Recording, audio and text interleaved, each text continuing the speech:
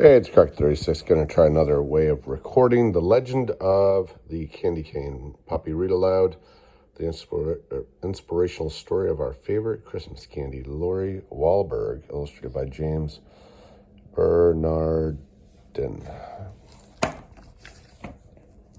Okay, it's a pretty picture. Church, small town. Okay.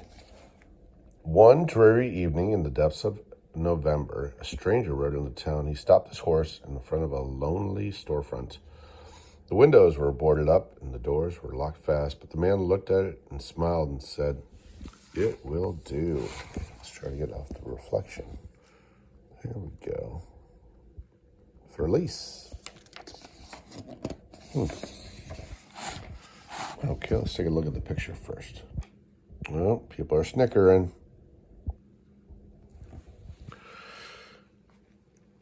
All through the gray, short days and long, dark nights of November, the man worked. The townspeople could hear the faint pam, pam, pam of his hammer and the snish, snish, snish of his saw. They could smell the sweet, clean scent of new lumber and the deep, oily smell of new paint, but no one knew who the man was or what he was doing. Okay, let's take a look at the picture. Oh, they're chatting about it. That's what's happening right there. Town gossip. The mayor hoped he was a doctor to heal his illness. The young wives hoped he was a tailor to make beautiful dresses. The farmer hoped he was a trader to exchange their grain for goods. But the children had the strongest, deepest wish of all, the wish they did not tell their parents, a deep, quiet, secret wish that none of them said out loud. No one spoke to the man. No one asked if he needed help. They just waited and watched and wondered and wished. What's this all about? Oh. We have a young, brave inquisitor. But one small girl watched and wondered, waited and wished longer than she could stand. And one snowy day, she knocked at the stranger's door. "Hello," she said. "My name is Lucy. Do you need some help?" The man smiled warmly and nodded. Then he opened the door and Lucy stepped inside. A long counter ran across the side of the room. Bare shelves filled the opposite walls. In the back were dozens and dozens of barrels and crates. Could you help me unpack?" the man asked. Okay, don't do this, young ladies, by the way. Only in children's books. Get your parents' permission. Okay, there she is, helpful as always. Louis's heart sank at the sight of all the boxes. What if there were only barrels of nails and bags of flour? But she removed her dripping boots and hung her coat on a peg.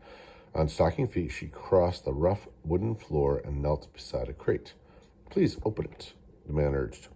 Slowly, Lucy put her hand into the box and pulled out an object wrapped in tissue, round and heavy, that almost slipped through her fingers. Lucy trembled a little as she unwrapped it. What is it? Oh, there he is, opening up the crate. It was a glass jar. Lucy gave the man a puzzled look. "Go on," his nod said. So she unpacked another glass jar. Another and another until she was completely surrounded by jars of all shapes and sizes, tall and thin, round and squat. Jars with lids and jars without. "Now," the man said, "for something to put inside." And he pulled out a huge crate stamped with a strange word. What's the word? Confections. Oh my, exactly what they were all hoping for. Candy. As Lucy unpacked, her eyes lit up. It was candy, her favorite candy, gumdrops. "Try some." She popped one in her mouth. Now she could hardly unwrap fast enough. Peppermint sticks, taffy, lollipops, chewing gum. Wide-eyed, she looked at the man. "We wished," Lucy said. "Yes, I know," said the man, "and here I am. Welcome to Cinnamon's Candy Shop, and I am John Cinnamon." Oh, right, there's the old-fashioned candy shop. Soon, the small store was filled with candies gleaming with their glass jars. Raspberry suckers and tiny lemon drops, brightly colored jawbreakers, and long tangles of licorice, pink and white peppermints for church, and butterscotch balls for company. Then, in the very last box, in the very last crate, was a candy Lucy had never seen before, a red and white striped candy stick with a crook on the end. What is this? What is this? Now we get to the Christmas part. This, Mr. Sonneman explained, is a candy cane. It is a very special Christmas candy. Why? Tell me, Mr. Sonneman, what letter does it look like? Lucy took the candy and turned it in her hand. J, she said. Yes. Mr. Sonneman smiled. J is for Jesus, who was born on Christmas Day. Oh, now we get to the Christmas part. Now turn it over. What does it remind you of? Lucy turned the candy in her hand. She peered down intently. I know. It's like a shepherd's staff. Who was the first to find out about Jesus' birth? Mr. Sonneman asked. Shepherds in the field, Lucy answered, watching over their flocks by night. There they are, watching over flocks by night. And there's Oma coming through the door. And then, what in the world does the crucifixion have to do with it? But Mr. Sonneman, what are the stripes for? Lucy asked. The man's eyes grew and said, the prophet Isaiah said, by his stripes we are healed. Before he died on the cross, Jesus was whipped. He bled terribly. The red reminds us of his suffering and his blood. But then, Mr. Sonneman continues, the candy is white as well. When we give our lives to Jesus, his blood washes away our sins, making us white and pure as snow. That, he said, is the story of the Christmas candy cane. Is it a secret? Lucy asked. Mr. Sonneman looked at her for a long time. It's a story that needs to be told. Will you help me share it? He said. And she will, I think. It was now the depths of December. The town was whipped round by blizzards, winds. For days the sun hid itself. But every morning Mr. Sonneman and Lucy ventured out. They wore heavy woolen coats and bright hand-knit scarves. In their stiff-mittened fingers they each held a bag. They went to every house in town. They traveled to every farm in the country. They knocked on every door. In every home they told the story. They left a small gift and they gave an invitation. Oh, look. There it is, Christmas Day.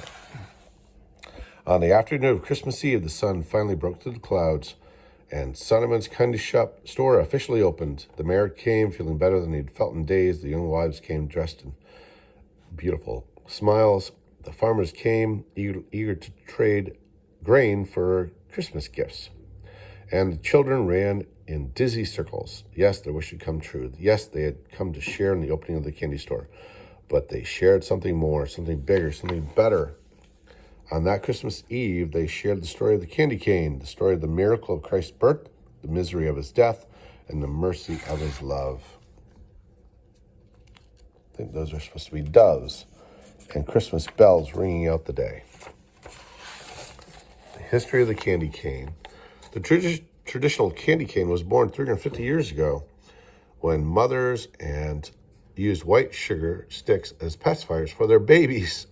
Around 1670, a choir master of Cologne, the Cologne Cathedral in Cologne, Germany, bent the sticks into canes to represent a shepherd's staff. He then used these white canes to keep attention of the small children during the long nativity service.